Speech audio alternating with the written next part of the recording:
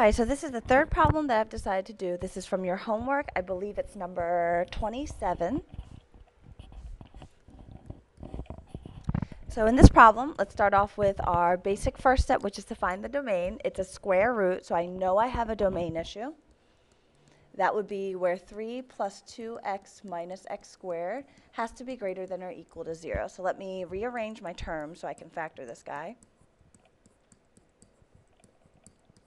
And I'm going to factor out the negative. Please do that so you don't get the problems wrong.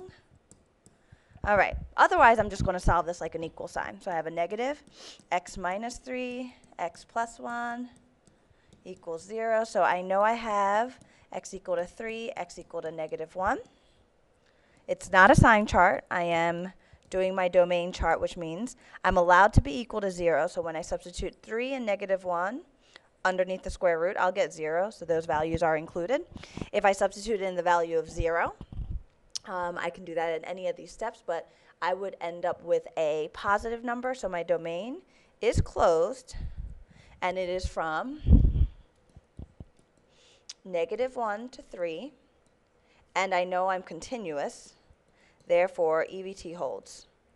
So what that tells me is I better end up with an absolute max and an absolute min when I'm done my problem. So let's start off by finding my derivative.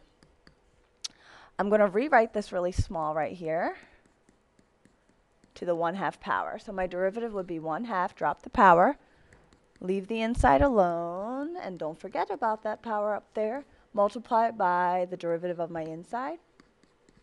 I end up with that oh, I won't cancel that just yet. I get on top, oopsie. One more, come on. There we go. I get in the numerator 2 minus 2x over 2 times the square root of 3 plus 2x minus x squared. I'm going to rewrite that as 2 parentheses 1 minus x over 2 root of 3 plus 2x minus x squared. And so I end up with the derivative being 1 minus x in the numerator, the root of 3 plus 2x minus x squared in the denominator. All right, so we end up having to take each piece. We'll take the derivative equal to 0, so that's 1 minus x is equal to 0, x is equal to 1. And then over here, we'll do the derivative equal to undefined, so that would be where my bottom here is equal to 0. And I would square both sides. I get left with this guy, which we factored when we did our domain, if you remember. We had a negative out front. I'm going to steal it from the domain work and set it equal to 0. Where I'm getting it from, remember we factored when we did domain. So I know that I have 3 and negative 1. And the funny thing about this, these are not critical points or critical values because they're endpoints. All right, so what we're going to do is make our sign chart. I'm going to have to do that on the next page, and we have many points here. Let me steal this guy over.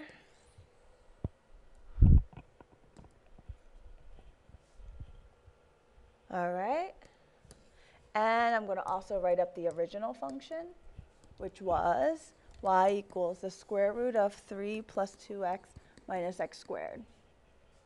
So I'm going to make my sign chart right underneath all the work I did. For the derivative, I'm going to have that x equals negative 1, x equals 1, and x equals 3. At 3 and negative 1, the derivative was undefined, but at 1, the derivative was 0. So looking at my first derivative, the bottom, because it's inside of a square root, is always positive. So I really only need to look at the top. So substitute in negative 5, and I would get a positive number. Substitute in 0, and I would get a positive number. Substitute in 2, and I would get a negative number. And the mistake that I'm trying to show you right now, and I would substitute in positive 100, and that would still be negative.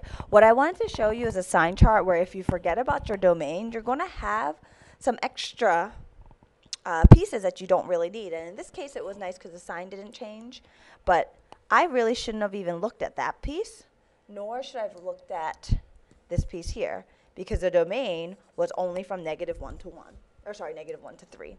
So let me cut that off now and write this in properly.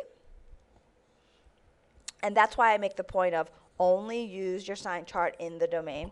So hopefully you can tell what's happening with the graph. I'm starting from a point, and I'm increasing, I'm flattening, I'm decreasing to a point.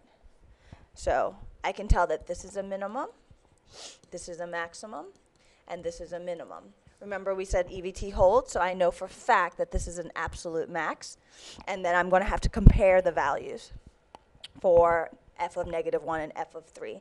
So f of 1 would end up being substituted in 1, and we get 3 plus 2, which is 5 minus 1. The square root of 4 is 2. That is our absolute max. Now I got to compare values for f of -1 and f of 3 to see who's bigger, to figure out if one's local and if one is absolute. So if I substitute in -1, I get the square root of 3 minus 2, which is 1, minus 1 is 0, so I get 0. If I substitute in 3, I get 3 plus 6, which is 9, minus 9, so that's the square root of 0. So these are actually both absolute mins because they're the same exact value. Now let's look at the graph, which I believe I pasted. Edit. There it is. Bring that over. And you can see what happened. There's your graph. You have minimum points here at x equal to -1 and x equal to 3. And we have a maximum point at x equal to 1. And remember, this here is not considered a critical value because they're endpoints. Okay? So now that is a total of 3 examples for section 4.1, and hopefully that was helpful for you.